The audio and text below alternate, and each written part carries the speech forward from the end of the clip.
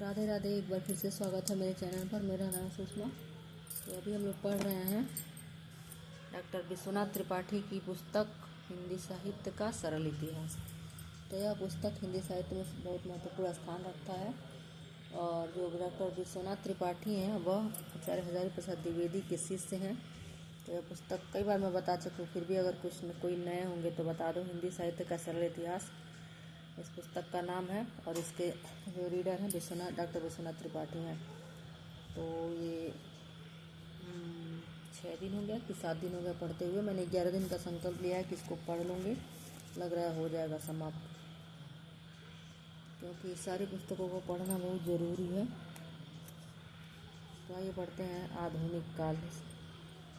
आधुनिक काल का समय है, अध्याय 4 है इसमें। आधुनिक काल का समय है 1850। तो पूर्वाभास लिखे हैं। आधुनिक युग के पूर्व गद्य का उल्लेख और महत्व नगण्य है। आधुनिक काल में गद्य का महत्व बढ़ गया। गद्य का संबंध वैचारिकता से है।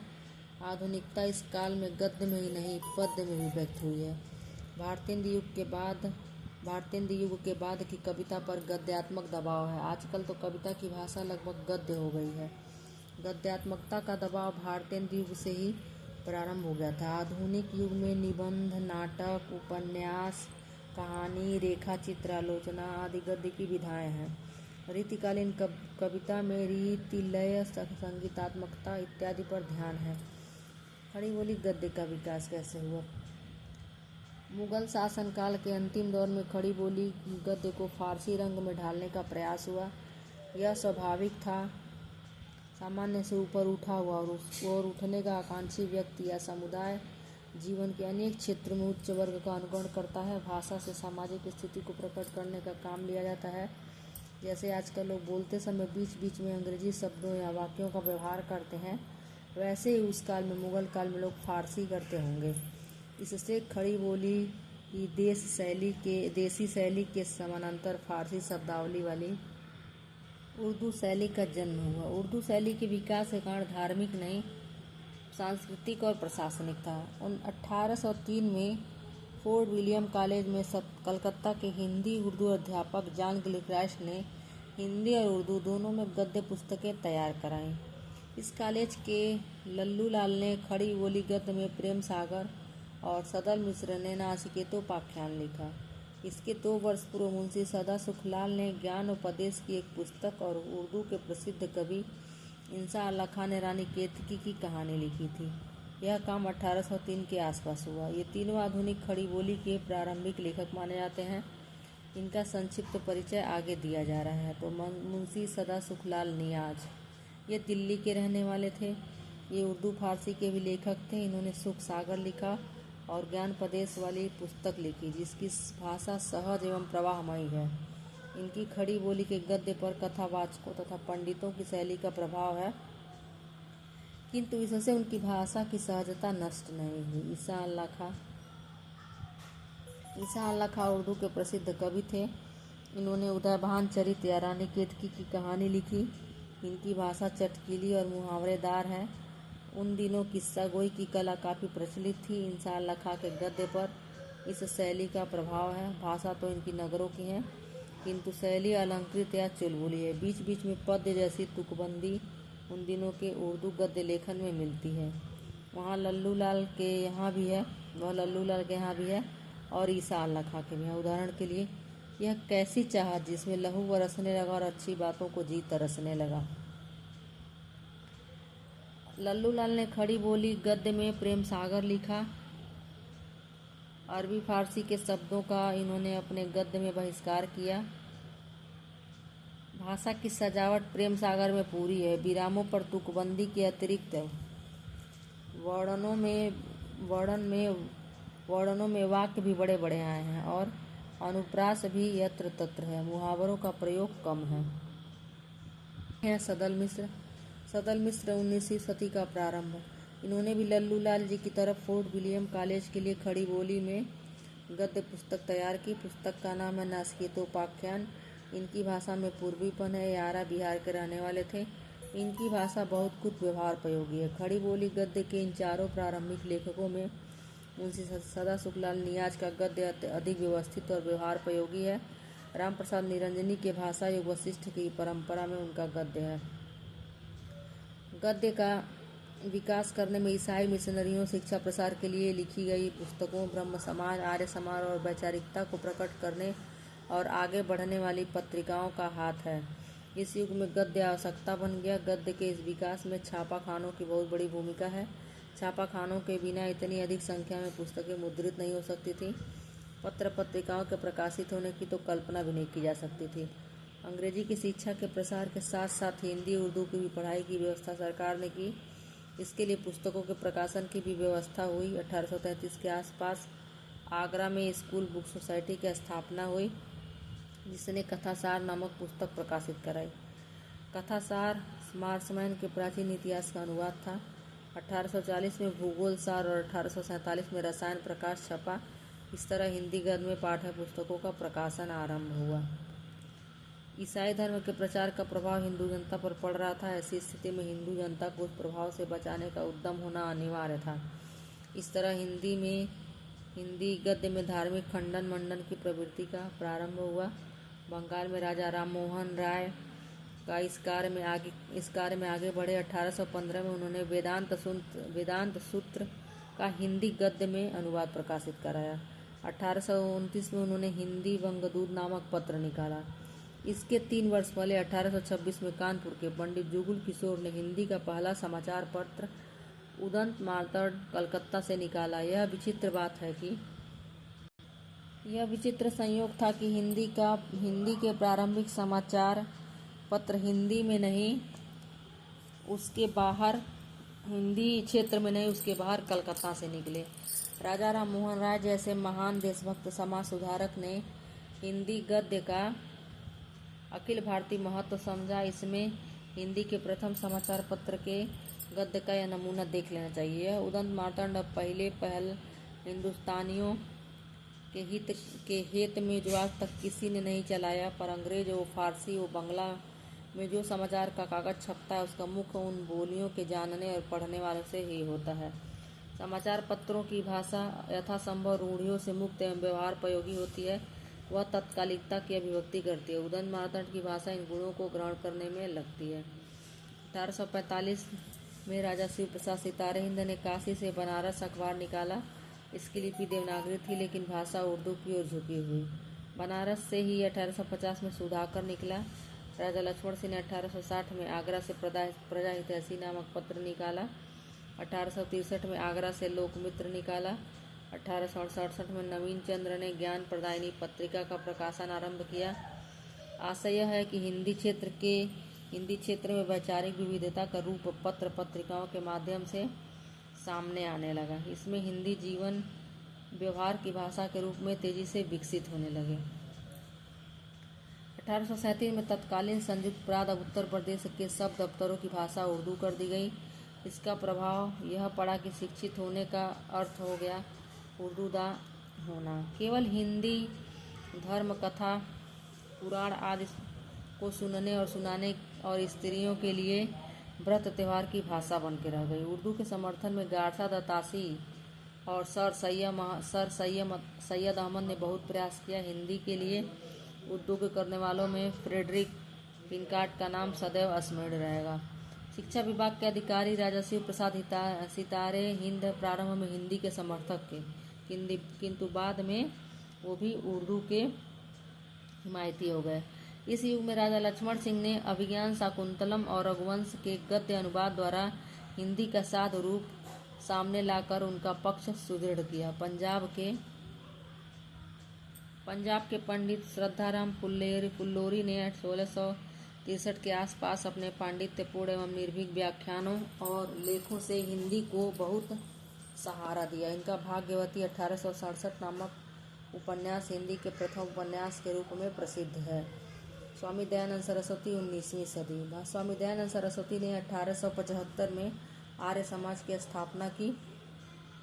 वर्षों पूर्व से वे वैदिक धर्म का प्रचार करते थे। उन्होंने अपना प्रसिद्ध ग्रंथ सत्यार्थ प्रकाश परिमार्जित हिंदी गद्य में लिखा। स्वामी जी गुजराती भाषी थे। इसके पहले हम देख चुके हैं कि वे बंगाल में राजा राममोहन राय ने हिंदी गद्य का उपयोग किया। था और इस प्रकार पश्चिमोत्तर भारत के गुजराती भाषी स्वामी दयानंद सरस्वती ने हिंदी गद्य को अपने मत प्रचार का साधन बनाया। खड़ी बोली हिंदी गद्य विकसित हो रहा था। यह विकास नई चेतना के प्रसार का माध्यम भी था। इस चेतना का दबाव केवल गद्य नहीं, पूरे साहित्य पर पड़ना था। हिंदी साहित्य में इस नई चेतना का प्रवेश भारतेंद्र युग में हुआ। भारतेंद्र युग का साहित्य 1850 से 1900। भारतेंदु हरिश्चंद्र को हिंदी साहित्य में आधुनिकता का प्रवर्तक साहित्यकार माना जाता है। नई चेतना से युक्त होने के कारण हिंदी साहित्य रीतिबद्धता से मुक्त हुआ। वे कौन सी परिस्थितियां थी जिनके कारण आधुनिकता का जन्म हुआ और ऐतिहासिक सामाजिक आधार क्या था? भारत में 18वीं सदी के उत्तरार्ध से अंग्रेजों का वर्चस्व हो गया। उन्होंने भारत के उद्योगों को नष्ट कर दिया, जमीन को अपने कब्जे में लेकर किसानों पर लगान का बहुत बोझ बढ़ा दिया, माल को ढोने और सेना को सुदूर प्रदेशों तक जल्दी पहुंचाने के लिए रेल व्यवस्था कायम की, देसी नरेशों से समझौता किया और उनके शोषण का समर्थन किया। लुटेरी व्यापार नीति से भारतीय अर्थव्यवस्था के विकास को रोका। इसका परिणाम 1857 का सिपाही विद्रोह था। इसमें किसानों ने हिस्सा लिया था। गैर सैनिक किसानों ने भी इस लड़ाई में साथ दिया। इसका रूप असांप्रदायिक था। विद्रोहियों ने भारत में अंग्रेजों की लुटेरी नीति को बहुत अच्छी तरह से समझा था। बहादुर शाह के नाम से जो इश्तहार विद्रोही द्वारा जारी किया गया था, उसमें जमींदारों, व्यापारियों, सरकारी नौकरों, कारीगरों आदि की स्थिति अलग अलग बयान की गई है। इसमें कहा गया कि अंग्रेजों ने नील, कपड़ा और जहाज़ों में भेजी जाने वाली अन्य वस्तुओं के व्यापार पर इजारा एकाधिकार कायम किया है। केवल मामूली चीज़ों का व्यापार यहाँ के लोगों के हाथ में रहने दिया है, लेकिन इसमें भी मुनाफा कमाने की बहुत सी तरकीबें निकाल ली गई। चुंगी वगैरह के जरिए व्यापारियों पर वे भारी टैक्स लगाते हैं। भारतेंदु और उनके मंडल के लेखकों पर इन स्थितियों का प्रभाव है। वे देश की दशा पर द्रवित होते हैं। उनके साहित्य में नई विषय वस्तु जुड़ गई है। यह नई विषय वस्तु देश प्रेम है, जो देश के यथार्थ बोध पर आधारित है। इसमें भाषा, समाज सुधार, पाखंड और उद्घाटन बहुत कुछ है, लेकिन इसकी मुख्य विषय वस्तु आर्थिक है। वे आर्थिक विषमता का वर्णन चित्रण जिस स्वर से करते हैं, वह सिपाही विद्रोह के नेताओं के स्वर से बहुत मिलता जुलता है। डॉक्टर रामविलास शर्मा ने लिखा है, भारतेंद्र युग का साहित्य व्यापक स्तर पर गदर से प्रभावित है। इसका पहला प्रमाण यह है कि इस साहित्य में किसानों को लक्ष्य करके उन्हें संगठित और आंदोलित करने की दृष्टि से जितना गद्य पद्य लिखा गया है, उतना दूसरी भारतीय भाषाओं में नहीं लिखा गया। भारतेंदु ने आर्थिक विषमता, स्वाधीनता, नारी शिक्षा, धार्मिक पाखंड, हिंदी भाषा सब पर अपने विचार प्रकट किए। उनका व्यक्तित्व आंदोलनकारी था। वे व्यक्ति नहीं, संस्था थे। इसलिए वे नई चेतना के प्रतिनिधि या प्रतीक साहित्यकार बने।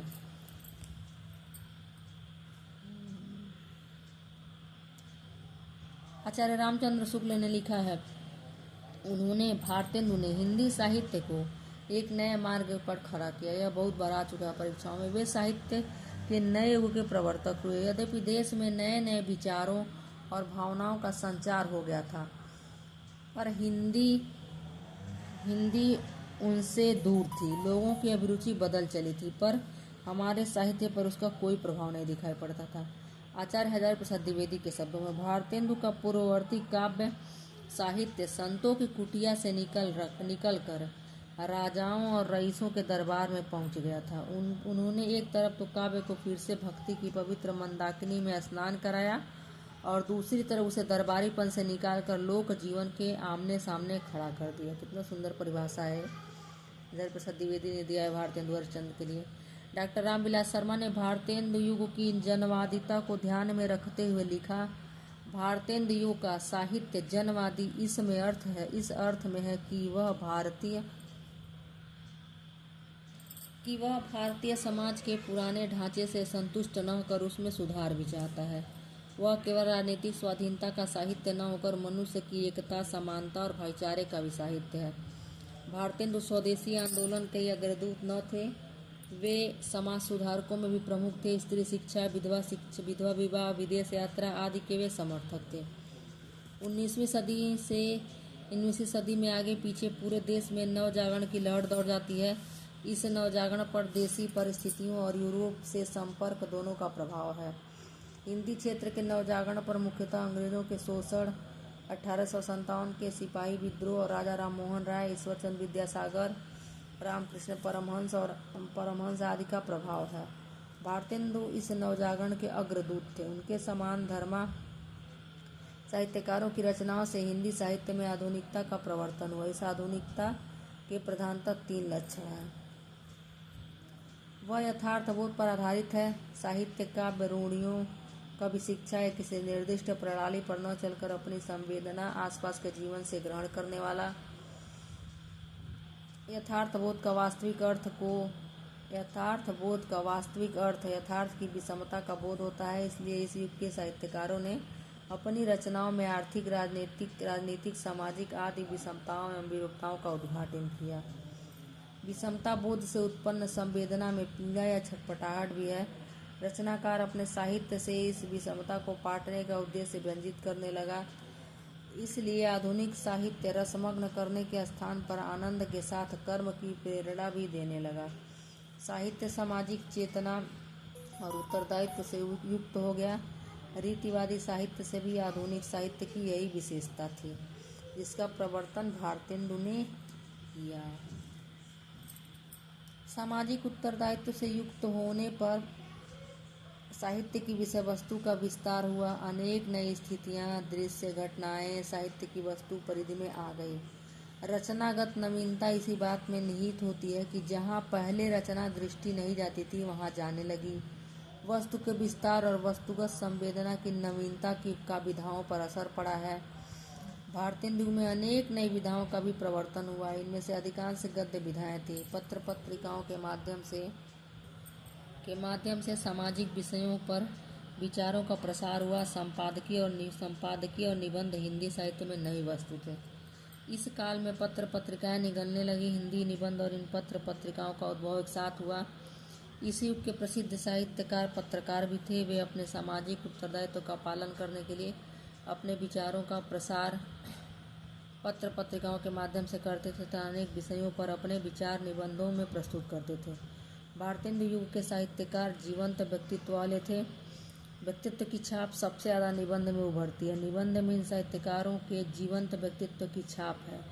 उनके व्यक्तित्व की मस्ती इन निबंधों के व्यंग, विनोद, हास परिहास और एक प्रकार की स्वच्छंदता में दिखलाई पड़ती है। इन प्रारंभिक निबंधों का रूप थोड़ा अनगढ़ है। वे ललित, विचारपरक, अनौपचारिक और व्यंग विनोदपूर्ण है। पंडित रामचंद्र शुक्ल ने इन्हें गद्य प्रबंध कहा है। प्रताप नारायण मिश्र की भाषा गंभीर विषयों पर लिखते समय भी चुलबुली और पूर्वी प्रयोगों से उक्त होती थी। उन्होंने भौं, बात, मनयोग, समझदार की मौत है आदि पर निबंध लिखे। भौं, बात, मनोयोग, समझदार की मौत है आदि पर निबंध लिखे। राधाचरण गोस्वामी का यमलोक की यात्रा, भारतेंदु का स्वर्ग की विचार सभा आदि इस युग के प्रसिद्ध निबंध हैं। भारतेंदु ने नाटक पर जो निबंध लिखा उसे विचारपरक निबंध और साहित्य लोचन दोनों विधाओं में रख सकते हैं। बालकृष्ण भट्ट ने छोटे छोटे निबंध लिखे हैं। आँख, कान, नाक आदि को लेकर उन्होंने मुहावरों की अनोखी छटा दिखलाई है। वे अंग्रेजी फारसी शब्दों का प्रयोग अपने निबंधों में धड़ल्ले के साथ करते हैं। विधाओं में सर्वाधिक महत्वपूर्ण नाटक का पुनर्प्रचलन था। इसका संबंध यथार्थ के विषमता बोध से है। इसी बोध के कारण भारतेंदु युग की महत्वपूर्ण नाटकीय रचनाएं व्यंग्यपूर्ण भी थीं। व्यंग सामाजिक विरूपता, कथनीकरणी एवं सिद्धांत और व्यवहार के अंतर को प्रकट करने का प्रभावशाली साधन है। व्यंग भंडाफोड़ या उद्घाटन के माध्यम से वस्तु स्थिति को उचित रूप में प्रस्तुत करता है। नई सामाजिक चेतना का दबाव ही था कि गद्य रचना के अंतर्गत भारतेंदु का ध्यान पहले नाटकों की ओर ही गया। भारतेंदु ने काफ़ी संख्या में मौलिक नाटक लिखे और बंगला और संस्कृत नाटकों का अनुवाद भी किया। चंद्रावली में प्रेम का महत्व है तो भारत दुर्दशा में देश की दशा का। विशस्य विषमौषधम, जहाँ देसी रियासतों के कुचक्रों की जीवंत झांकी है, वहीं अंधेर नगरी उनका सर्वाधिक महत्वपूर्ण व्यंग नाटक है, जो सत्ता की विवेकहीनता का रूप सामने लाता है। श्रीनिवास दास ने रणधीर प्रेम मोहिनी, तप्ता संवरण और संयुक्ता स्वयंवर के नाटक लिखे। प्रताप नारायण मिश्र ने कौली कौतुक, रूपक और भारत दुर्दशा नाटक लिखे। भारत दुर्दशा एक प्रतीकात्मक नाटक है जिसमें भारत, कलयुग, आलस्य आदि पात्र हैं। भारत दुर्दशा का एक प्रतीकात्मक नाटक है।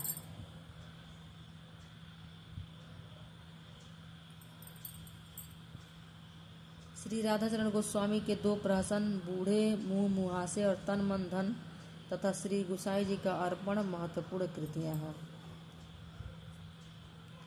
इस प्रकार हम देखते हैं कि भारतेंद्र युग में नाटक विधा का पुनर्चलन हुआ और उसी पर अपने समकालीन जीवन के बोध का दबाव है। देखते हैं उपन्यास कैसा था भारतेंद्र युग का। भारतेंदु का ध्यान उपन्यास लिखने की ओर भी गया था। उन्होंने एक मित्र को पत्र में लिखा, जैसे भाषा में अब कुछ नाटक बन गए हैं, अब तक उपन्यास में नहीं बने। आप या हमारे पत्र के योग सहकारी संपादक जैसे बाबू काशीनाथ व गोस्वामी राधाचरण जी कोई भी उपन्यास लिखे तो उत्तम। इस युग में श्रीनिवास दास ने परीक्षा गुरु और बालकृष्ण भट्ट ने 100 अजान एक सुजान नामक उपन्यास लिखे। दोनों कृतियां मूलतः नीति परक एवं उपदेशात्मक हैं। भट्ट जी की रचना यथार्थ चित्रण और व्यंग विनोद से भरपूर है। भट्ट जी गद्य के बीच संस्कृत के श्लोक और उर्दू के चलते शेर खूब डाल देते हैं। राधा कृष्ण दास ने निःसहाय हिंदू नामक उपन्यास लिखा, जिसका नाम यद्यपि निःसहाय हिंदू है, लेकिन उपन्यास में हिंदू मुसलमान मित्रता दिखाई गई है। इस समय के सर्वाधिक प्रसिद्ध और लोकप्रिय उपन्यासकार बाबू देवकीनंद खत्री हैं। इनके लिखे दो उपन्यास चंद्रकांता 1891 और चंद्रकांता संतति अधिक लोकप्रिय हुए। ये अय्यारी और तिलस्मी उपन्यास है। रोचकता और मनोरंजन ही इनकी विशेषताएं हैं। इन उपन्यासों की लोकप्रियता को रेखांकित करते हुए शुक्ल जी ने लिखा है कि चंद्रकांता पढ़ने के लिए ही न जाने कितने उर्दू जीव लोगों ने हिंदी सीखी। चंद्रकांता पढ़ चुकने पर वे चंद्रकांता किस्म की कोई किताब ढूंढने में परेशान रहते थे। शुरू में चंद्रकांता और चंद्रकांता संतति पढ़कर न जाने कितने नवयुवक हिंदी के लेखक हो गए। चंद्रकांता पढ़कर वे हिंदी की और प्रकार के साहित्यिक पुस्तकें भी पढ़ चले और अभ्यास हो जाने पर कुछ लिखने भी लगे। पंडित किशोरीलाल गोस्वामी ने इस काल में अनेक उपन्यास लिखे। आदर्श रमणी 1890 व लौंगलता 1890 उनमें प्रमुख है। उन्होंने 20वीं सदी के प्रथम दशक में भी अनेक उपन्यास लिखे। कहानी, इस काल में कुछ कहानियाँ भी लिखी गईं। स्वयं भारतेंदु ने कुछ आप बीती कुछ जग बीती नामक कहानी लिखनी शुरू की थी, जिसे वे पूरा नहीं कर पाए। शिव प्रसाद सितारे हिंद की राजा भोज का सपना को भी कहानी कह सकते हैं। भारतेंदु ने कश्मीर कुसुम और बादशाह दर्पण लिखकर इतिहास लेखन और जयदेव का जीवन वृत्त लिखकर जीवन चरित्र लिखने की प्रवृत्ति का श्री गणेश किया। भारतेंदु ने नाटक नामक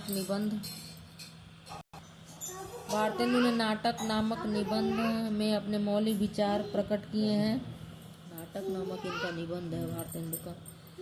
वे बताते हैं कि नाटककार को किन बातों का ध्यान रखना चाहिए। नाटक की दृश्यता और उसकी प्रभावोत्पादकता पर बल देते हुए लिखते हैं, यदि श्रव्य काव्य द्वारा ऐसी चितवन का वर्णन किसी से सुनिए या ग्रंथ में पढ़िए तो काव्य जनित आनंद होगा। यदि कोई प्रत्यक्ष अनुभव करा दे तो उसे चतुर्गणित आनंद होगा। समकालीनता के दबाव को रचना में आवश्यक ठहराते हुए उन्होंने लिखा, सहृदयगण के अंतःकरण की वृत्ति और सामाजिक रीति पद्धति, इन दोनों विषयों की समुचित समालोचना करके नाटकीय दृश्य काव्य प्रणयन करने योग्य है। भारतेंदु के नाटक संबंधी इन विचारों को हिंदी आलोचना का प्रवर्तन मानना चाहिए। पत्र पत्रिकाओं में इस युग के रचनाकार साहित्यिक विषयों और कृतियों पर जो विचार प्रकट करते थे वह हिंदी आलोचना का प्रारंभिक रूप था। इस युग में पुस्तक समीक्षा के क्षेत्र में एक ऐतिहासिक विवाद श्रीनिवास दास के संयुक्ता स्वयंवर को लेकर हुआ। प्रेमघन जी ने संयुक्ता स्वयंवर की समीक्षा अपनी पत्रिका आनंद कादम्बिनी में की थी। पंडित बालकृष्ण भट्ट ने इसकी समीक्षा हिंदी प्रदीप में की। उनकी समीक्षा का शीर्षक था सच्ची समालोचना। यहाँ भट्ट जी की समीक्षा का एक अंश उद्धृत करना उचित जान पड़ता है, यह जानने के लिए कि हिंदी आलोचना का तेवर प्रारंभ में ही देश काल और इतिहास बोध पर ध्यान देता था। क्या केवल किसी पुराने समय में ऐतिहासिक पुनरावृत्ति की छाया लेकर नाटक लिख डालने से ही ऐतिहासिक हो गया? क्या किसी विख्यात राजा या रानी के आने से ऐतिहासिक हो जाएगा? यदि ऐसा है तो गप हाँकने वाले दास्तानों और नाटक के ढंग में कुछ भी भेद नहीं रहा। किसी समय के लोगों के हृदय की क्या दशा थी, उनके आंतरिक भाव किन पहलुओं पर उस समय पात्र के भाव क्या थे, इन सब बातों को ऐतिहासिक रीति पर पहल समझ लीजिए। भारतेंदु और उनके सहयोगी रचनाकारों ने अधिकांशतः ब्रजभाषा में ही कविता की है। यद्यपि भारतेंदु ने स्वयं संभवतः प्रयोग के लिए खड़ी बोली में भी कविता की है। उर्दू में रसा नाम से तो वे कविता करते ही थे। उनके अनेक सहयोगियों की भी काव्य के क्षेत्र में यही स्थिति है, किंतु इस विषय में यह बात ध्यान रखने की है कि इनकी ब्रजभाषा रीतिकालीन कवियों की ब्रजभाषा से भिन्न है। इनकी ब्रजभाषा पर वैचारिकता और गद्यात्मकता का दबाव है। इसका वाक्य गठन खड़ी बोली के वाक्य गठन में ढला है। भारतेंदु ने भक्ति और काव्य रीति दोनों परंपराओं में कविता की है। भारतेंदु युग में जीवन की समस्याएं कविता का विषय बन गई हैं। इस युग की कविता में अखबारीपन भी देखा जा सकता है। जैसा दादा भाई नौरोजी को काला कहे जाने पर प्रेमघन ने लिखा, अचरज होत तुमहु सम गोरे बाजत कारे, तासो कारे शब्दों पर है वारे। भारतेंदु ने आर्थिक सामाजिक दुर्दशा की और लोगों का ध्यान खींचा। अंग्रेज राज सुखसाज सबे सब भारी, पै धन विदेश चली जाते ये अति ख्वारी। यहाँ आप प्रथम पंक्ति और दूसरी पंक्ति में परस्पर विरोध देख सकते हैं। धन विदेश चली जात अपने आप में एक सपाट वक्तव्य लगता है, किंतु सहृदय श्रोता के चित्त में साम्राज्यवादी लूट, ढाका के जुलाहों के दमन, अकाल, भूखमरी आदि का बिंब उदित करेगा। इन पंक्तियों की मार्मिकता इन्हीं बिंबों में है। जिन्हें सबका बोध नहीं, वे ऐसी पंक्तियों को आज भी नीरस कहते समझते हैं।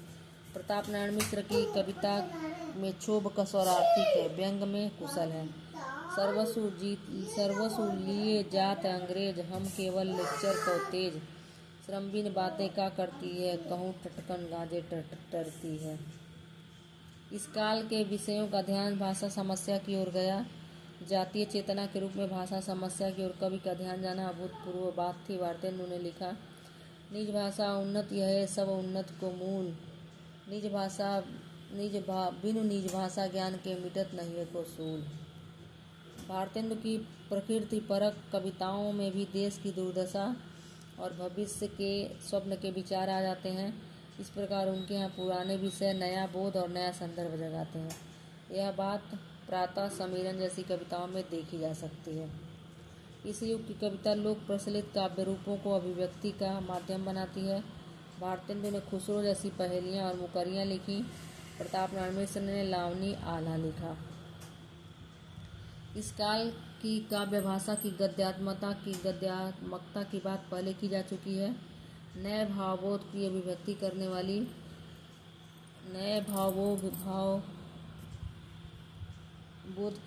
करने वाली कविताओं की भाषा अनगढ़ है। उसमें रीति काव्य की भाषा जैसा प्रवाह नहीं है। इसमें तत्सम और देसी शब्दों का प्रयोग बढ़ गया है। भारतेंदु और उनके मंडल के कवि कविता से गद्य का काम ले रहे हैं। भारतेंदु ने एक पूरा भाषण दोहे में लिखा था। वस्तुतः यह इस बात का द्योतक है कि काव्य भाषा के लिए खड़ी बोली की आवश्यकता अनुभव किया जाने लगा। भारतेंदु युग के प्रमुख रचनाकार। भारतेंदु हरिश्चंद्र का जन्म 1850 में हुआ, उनकी मृत्यु 1885 में हुई। इतनी अल्पायु में उन्होंने साहित्य की इतनी बड़ी सेवा की। उनकी रचनाओं की संख्या बड़ी है। उन्होंने साहित्य की विविध विधाओं को समृद्ध किया, अनेक विधाओं का प्रवर्तन किया। वे हिंदी साहित्य में आधुनिक युग के प्रवर्तक हुए। यह तो आप देख चुके हैं। 18 वर्ष की आयु में उन्होंने बंगला से विद्या सुंदर उन्होंने बंगला से विद्या सुंदर नाटक का हिंदी में अनुवाद किया।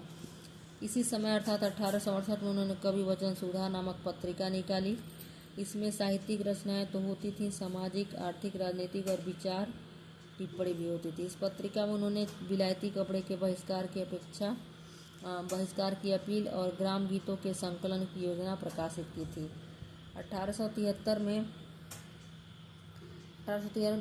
उन्होंने हरिश्चंद्र मैगजीन नामक मासिक पत्रिका निकाली। इस पत्रिका का प्रकाशन कितना महत्वपूर्ण है इसी से समझा जा सकता है कि भारतेंदु के अनुसार हिंदी नई चाल में ढली।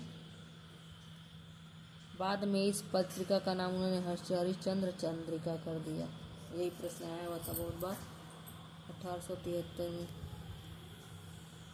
1874 में उन्होंने स्त्री शिक्षा के लिए बाला बोधिनी नामक पत्रिका निकाली। भारतेंदु ने सबसे अधिक संख्या में नाटक लिखे और अनुवाद किया। उनके मौलिक नाटक इस प्रकार हैं: वैदिकी हिंसा हिंसा न भवत, चंद्रावली, विश्वस्य विषमौषधम, भारत दुर्दशा, नील देवी, अंधेर नगरी, प्रेम जोगनी और सती प्रताप।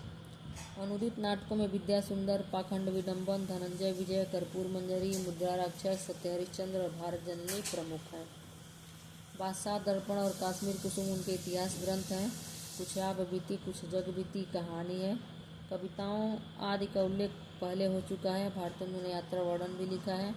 उन्होंने सुदूर देहाती क्षेत्रों की यात्रा बैलगाड़ी से की। कहा जाता है कि 1865 में उन्होंने जगन्नाथपुरी की जो यात्रा की उससे उनके जीवन पर बहुत गहरा प्रभाव पड़ा और उनका परिचय बंगाल के नए साहित्यिक आंदोलन से हुआ। भारतेंदु हरिश्चंद्र अत्यंत जीवंत एवं मित्रपरायण व्यक्ति थे। उनकी जिंदादिली की कहानियाँ साहित्य क्षेत्र में विदित नहीं हैं। अनेक कहानियाँ काशी के लोक जीवन में भी प्रचलित हैं। उन्होंने अपने जैसे समान धर्मा साहित्यिक एकत्र किए, उन्हें प्रोत्साहित किया और उनकी रचनाएं छापी। इसलिए भारतेंदु में एक भारतेंदु मंडल भी था। भारतेंदु हरिश्चंद्र काशी के अत्यंत समृद्ध परिवार में उत्पन्न हुए थे। कहा जाता है कि स्वयं काशी नरेश इनके यहाँ आया करते थे। उनका जीवन राजसी वैभव का था, किंतु भारतेंदु ने धन की सदैव उपेक्षा की थी। वे महान दानी थे। उनका अंतिम समय अभावग्रस्त था। भारतेंदु महान साहित्यकार ही नहीं थे, महान मानव भी थे। भारतेंदु हरिश्चंद्र राष्ट्रीय विचारों के देश प्रेमी व्यक्ति थे। उनका साहित्य साम्राज्यवाद का विरोध करता है, देश की विषमता का चित्रण करता है, उसकी पीड़ा व्यक्त करता है और उस विषमता को दूर करने की प्रेरणा देता है। भारतेंदु के साहित्य में भक्ति, रीति और आधुनिक धाराएं हैं, किंतु उनका ऐतिहासिक महत्व आधुनिक साहित्य के प्रवर्तक के रूप में है, क्योंकि नए बोध पर आधारित यह धारा ही विकासशील थी। इन्हीं गुणों के कारण आधुनिक साहित्य के प्रारंभिक दौर को भारतेंदु युग कहा जाता है। परवर्ती हिंदी साहित्य का विकास जिस दिशा में हुआ उस पर सबसे पहले भारतेंदु और उनके सहयोगी रचनाकार चले थे। अब अगले लेखक हैं प्रताप नारायण मिश्र, भारतेंदु मंडल के। प्रताप नारायण मिश्र को भी केवल 38 वर्ष की आयु मिली थी। वे अत्यंत विनोदी जीव थे। वे ब्राह्मण नामक पत्रिका निकालते थे। उनका मनमौजीपन उनकी रचनाओं विशेषतः निबंधों में दिखलाई पड़ता है। उन्होंने कुछ निबंध गंभीर ढंग से भी लिखे हैं। उन्होंने कलिकौतक, रूपक और संगीत शाकुंतल, भारत दुर्दशा, हठी हमीर, गो संकट, कलि प्रभा, जुआरी खुआरी नाटक लिखे। उन्होंने दैनिक जीवन की घटनाओं पर और नए फैशन पर अनेक कविताएं लिखी। उनकी कविताओं का महत्वपूर्ण अंश वह है जिसमें उन्होंने आर्थिक, राजनैतिक, सामाजिक समस्याओं का नए बोध के साथ चित्रण किया है।